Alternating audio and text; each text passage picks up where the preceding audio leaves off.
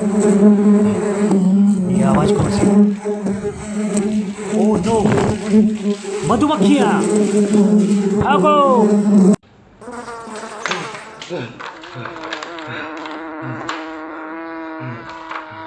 हाय हाय दोस्तों, नमस्ते।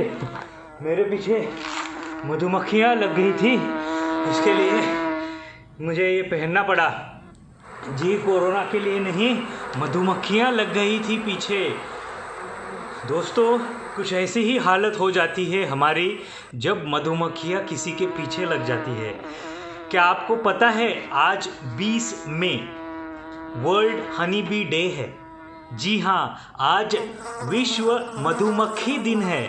तो इन्हीं मधुमक्खियों के बारे में कुछ जानकारी मैं आज आपको इस वीडियो में देने वाला हूँ। ध्यान से देखिएगा। दोस्तों, भाव प्रकाश निघंटु यह आयुर्वेद का एक बहुत ही महत्वपूर्ण ग्रंथ है और इस ग्रंथ में 21वें अध्याय में अथः मधु वर्ग, इस अध्याय में मधु अर्थात शहद के गुणधर्मों के बारे में बहुत ही विस्तृत रूप से जानकारी दी गई है। तो आइए मैं आपको उसी भाव प्रकाश निघंटु के आधार से बनी हुई कुछ शहद हनी के बारे में जानकारी देने जा रहा हूँ।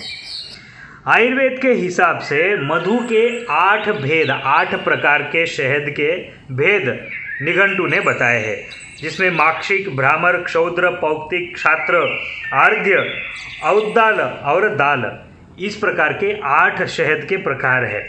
अभी यह 8 प्रकार कैसे पहचानना और क्या क्या इनके गुणधर्म है, ये बहुत डिटेल में जानकारी हो जाएगी। इसके बारे में कभी और एक वीडियो बनाएंगे। मैं आपको शॉर्ट में बताना चाहूँगा कि शहद यह हेल्थ के लिए बहुत ही अच्छी नेचुरल दवा है। तो आज 20 मई 2020 हनी बी अर्थात मधुमक्खियों को हम थैंक्स कहेंगे कि वो हमें नेचुरल रूप से दवा प्रोवाइड कर रही है। कोई भी कंपनी, कोई भी ह्यूमन इंटेलिजेंस, कोई भी मशीनरी एक फूल से शहद नहीं निकाल पाएगी। हम आर्टिफिशियली हनी बी को ब्रीड कर सकते हैं, उनका पालन पोषण कर सकते हैं, लेकिन शहद नहीं बना सकते, वो डुप्लीकेट शहद रहेगा। अच्छा, अभी शहद, नया शहद और पुराना शहद के क्या क्या गुणधर्म है? भाव प्रकाश निघंटु ये कहता है कि मधुनः शर्करायाश्च गुडस्य अपि विशेषतः एक संवत्सरे वृत्ते पुराणत्वं स्मृतौ बुधे, अर्थात गुड़, शर्करा और शहद, यह चीज़ 1 साल से पुरानी हो गई तो उसको पुराना शहद कहते हैं, और 1 साल के अंदर का अगर निकाला हुआ शहद है तो वह नया शहद माना जाएगा। अभी नए शहद के कुछ गुणधर्म अलग है और पुराना शहद, वही शहद 1 साल के बाद आप यूज़ करोगे तो उसके गुणधर्म अलग है। नए शहद के क्या गुणधर्म है? नवम मधु भवेत् पुष्टे न अतिश्लेष्म हरम स्मरम, अर्थात नया जो शहद है वो शहद के लिए हर कोई आता है, कहता है कफनाशक है, कफनाशक है, कफनाशक है, लेकिन एक बात भाव प्रकाश निघंटु ने जो कही है उसके ऊपर हमें गौर देना ही चाहिए। भाव प्रकाश निघंटु कहता है नवम मधु भवेत् पुष्टे, वो पुष्टिदायक है, बलदायक है, शक्तिदायक है, ताकत देने वाला है। कौन सा? नया निकाला हुआ शहद। और न अतिश्लेष्म हरम, अर्थात वो कफ का हरम करेगा। कफ हर है लेकिन उतना नहीं है जितना पुराना है। तो कफ विकार से पीड़ित लोगों को पुराना शहद 1 साल घर में रखिए शहद, उसके बाद आप यूज़ करिए। 1 साल रखिए मतलब जिस दिन शहद निकाला उस दिन से काउंट कर रहा हूँ, ना कि जिस दिन आपके घर में आया उस दिन से। अच्छा, पुराने शहद के गुणधर्म क्या है? पुराणकम ग्राहकम वृक्षम मेदोघ्न अतिलेखनम, जो पुराना शहद है वो ग्राहक है, वो वृक्ष है मतलब ग्राही है, वो तरल पदार्थों को शोषण करने वाला है, कफ का नाशन करने वाला है, अत्यंत लेखनीय है।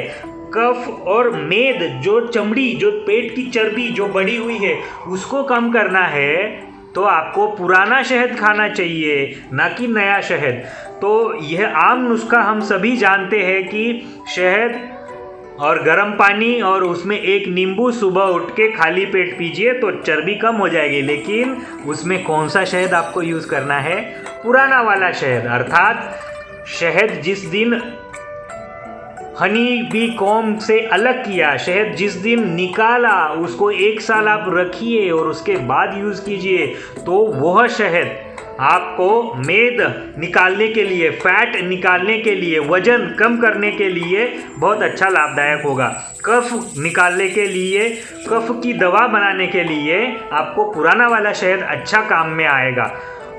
जैसे कि अभी मैंने कोरोना के बारे में और वारंवार रिकरेंट कफ कोल्ड होने के लिए डॉक्टर राठौड़ आयुर्वेदा में हमने एक वीडियो बनाया है जिसमें घर पे आप कफ सिरप कैसे बना सकते हैं उसके बारे में जानकारी दी है।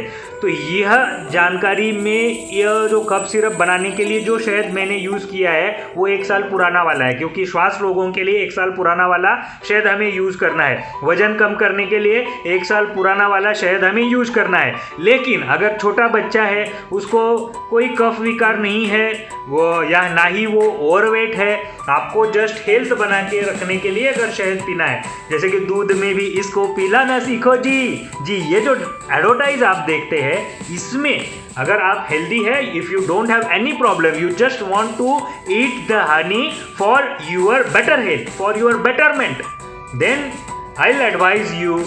या भाव प्रकाश निघंटू ये कहते हैं कि बलवर्धन के लिए आपको नया वाला शहद, 1 साल के पहले वाला शहद आपको खाना चाहिए।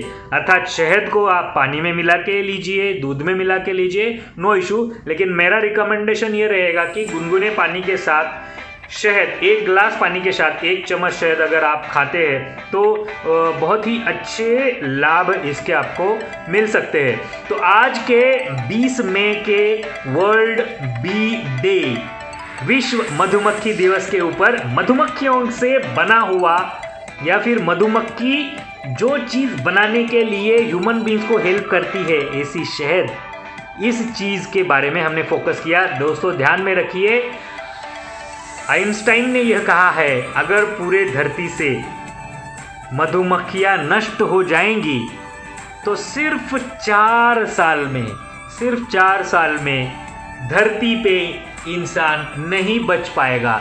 इतना अहम रोल, इतना इम्पोर्टेंट रोल मधुमक्खियां हमारे ह्यूमन बींग्स को और पूरे एनवायरनमेंट को, पंच तत्वों को बैलेंस मेंटेन रखने के लिए बनाती है। So let's salute to the bee worker and let's be eating the honey. Thank you. Subscribe Dr. Rathod's Ayurveda and get update knowledge of pure and authentic Ayurvedic knowledge. Thank you once again.